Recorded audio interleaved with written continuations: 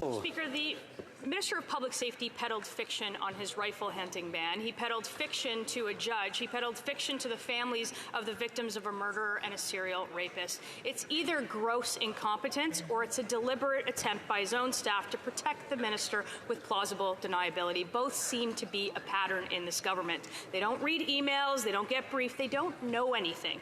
So how many times can one minister peddle fiction in his or her portfolio until the Prime Minister fires somebody in this government? Or maybe the direction is coming from the top.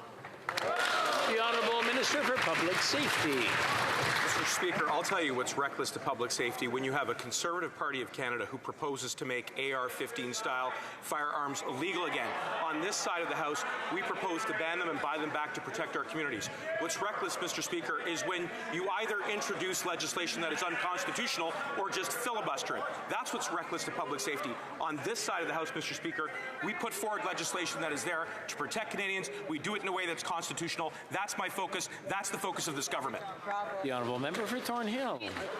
Mr. Speaker, you think at this point he'd stop peddling fiction. He knows that the minister can mandate that offenders like Bernardo can be kept in maximum security. Not the individual, but a class of the most horrific offenders. They know that they can stop it and do something about the transfer, like the last Conservative government did in 2013. The minister actually discussed options with his own staff, but he didn't do anything, and he knew for 3 months. And now they're saying they have a brand new system in place that will tell them what's happening in their own ministries. They owe the families an explanation, but at the very least, he owes this House a resignation. The Honourable Minister of Public Safety. It is preposterous to hear the Conservatives continue to stand up when their record is one of cuts. In their last year of government, Mr. Speaker, in 2014 and 15, they cut $300 million from the Correctional Service of Canada.